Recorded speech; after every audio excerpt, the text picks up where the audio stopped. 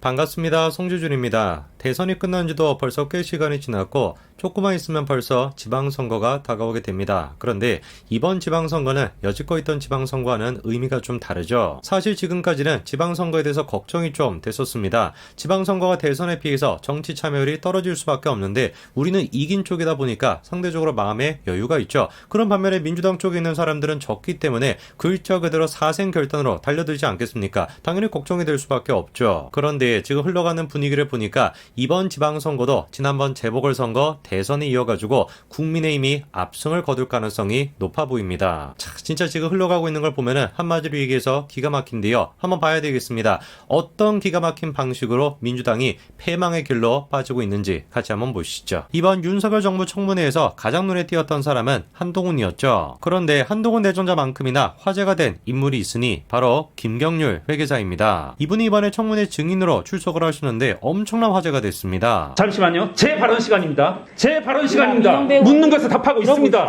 묻는 것을 답하고 있습니다. 위원장님 제지하세요. 야, 진짜 지금 화면으로만 보더라도 당시의 분위기가 어땠을지 금방 알 수 있을 것 같은데요. 그런데 눈에 띄는 장면 한 가지가 있었습니다. 저 팔짱 푸세요. 승인. 이거 푸시라고. 이런 자세가 안 됩니까? 어지간히 민주당 쪽에서는 김경률 회계사의 작심 발언 때문에 기분이 좀 상했던 것 같은데 그러다 보니까 자세까지도 트지 잡았던 것 같습니다. 근데 일반 국민들이 보기에는 김경률 회계사가 팔을 꼬고 있는 거 그게 문제가 되는 게 아니라 진짜 문제가 되는 건 따로 있었죠. 답변을 다시 드릴까요? 하시라고요. 예, 잘 새기겠습니다. 뭐라고요? 잘 새기겠습니다. 비꼬는 겁니까? 저분은 지금 팔짱을 끼고 있는 것뿐만 아니라 일각에서 야 진짜 술 먹고 청문회장 온 거 아니냐, 술 취해가지고 저러는 것 같은데 이런 얘기가 나올 정도로 엉망진창이었죠. 자, 그러면은 아까 전에 청문회장으로 돌아가가지고 뭐 때문에 저렇게 소란스러웠던 것일까요? 이유가 김경률 회계사가 다음과 같은 언급을 했기 때문입니다.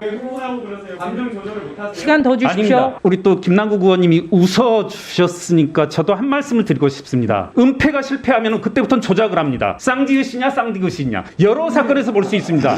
자, 저 얘기를 듣고 민주당 의원들이 난리가 난 겁니다. 이른바 최강욱 짤짤이 논란이죠. 그런데 아까 전에 청문회를 보니까 유독 좀 심하게 흥분하는 사람이 있지 않습니까? 바로 김남국이죠. 최강욱 논란에 대해서 김남국이가 유독 흥분할 수밖에 없었을 겁니다. 이번에 논란이 됐던 대화 중에서 얼굴이 못생겨가지고 공개를 못하겠다라고 얘기했던 장본인이 바로 김남국이거든요. 그래가지고 저것 때문에 김남국이가 남자가 맞냐 배포도 없다 막 그런 얘기가 쏟아져 나왔었는데 엎친 데 덮친 격으로 이번 청문회에서 김남국이가 한 건 했죠. 크게 한 건 하셔가지고 한동훈 딸의 이모로 등극하셨습니다. 제가 보기엔 김경률 회계사가 좀 너무 하셨어요. 김남국이를 콕 집어가지고 그 얘기를 꺼내신 거는 좀 너무 하셨습니다. 김남국이도 자존심이 얼마나 상했겠습니까? 뭐 청문회 사건도 있고 최강욱한테 한마디도 하지 못하고 얼마나 자존심이 상해 있었을 텐데 거기에다가 저런 얘기까지 들으니까 당연히 흥분할 수밖에 없죠. 그런데 가만히 보니까 최강욱 사건이 김남국에 흥분했다 이런 뭐 귀여운 수준이 아니라 민주당 전체 문제로 번져가지고 6월 지방선거가 망하게 됐다 뭐 이런 얘기까지도 나오고 있는데요. 제일 처음에 논란이 터지자마자 깔끔하게 사과를 했으면 끝났을 문제였던 것을 이상한 얘기를 했습니다. 아니 비공개 회의였는데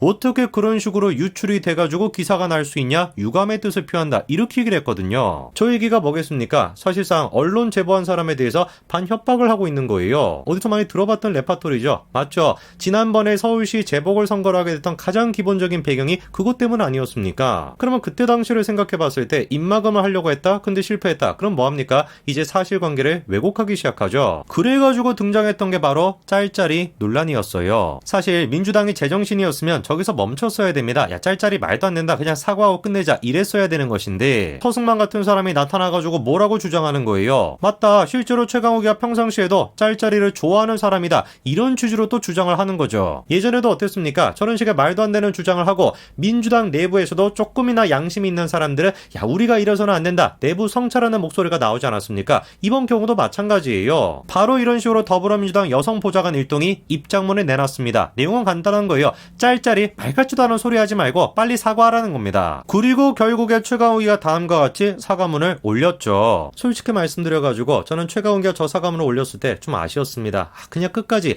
민주당스러운 모습을 보여주지 개인의 사과를 해가지고 지방선거에서 악재일 수도 있었는데 아쉽다 이런 생각이 들었거든요. 그런데 당연히 최강욱답게 행동하더라고요. 눈에 띄는 게 한 가지 있습니다. 최강욱이가 사과문을 올렸던 게 5월 4일 저녁 10시쯤입니다. 그런데 저렇게 사과문을 올리고 자기 페이스북에다가는 이런 글을 공유해놨어요. 글의 내용이 뭐냐? 최강욱을 일방적으로 가해자다, 이런 식으로 몰아가는 건 잘못된 거다, 뭐 이런 내용입니다. 바로 저겁니다. 저게 바로 우리가 알고 있는 민주당스러운 모습이고 저게 바로 최강욱다운 모습인 것이죠. 앞에서는 무슨 놈의 사과한다라고 할지라도 채 몇 시간도 지나지 않아가지고 뭔 놈의 사과, 나는 억울한데, 이런 입장을 사실상 내놓는 거, 그게 원래 최강욱다운 모습입니다. 그러면은 과거의 경우를 생각을 해봤을 때 저런 식으로 또다시 뻔뻔스러운 모습을 보인다. 그 결과가 어떻게 됐습니까? 패망이었죠. 패망. 이번에도 마찬가지입니다. 저렇게 최강욱이가 뻔뻔하게 행동하니까 추가적인 제보가 나왔습니다. 앞서 민주당 여성 보좌관들이 올렸던 입장문, 그 입장문을 입막음하려고 했다, 이런 제보가 나온 건데요. 당연히 그렇게 입막음을 시도하려고 했다라는 사람은 누구였습니까? 최강욱 의원실의 여성 보좌진이었습니다. 여성 보좌관 공동선명의 문안도 발표 방법도 확정되지 않았는데 왜 그냥 그렇게 공개를 해가지고 기사가 나오게 하냐, 이런 식으로 얘기했다는 거예요. 저 얘기가 뭐겠습니까? 아니, 당적인 차원에서 지금 수습하고 있는데 왜 너네들이 괜히 나서가지고 일을 부풀리고 있냐, 이 얘기하는 거 아니에요. 다른 사람도 아니고 똑같은 여성 보좌진이 나서가지고 다른 여성 보좌관들의 입을 막으려고 하는 거, 이거 우리가 어디서 많이 보지 않았습니까? 그쵸?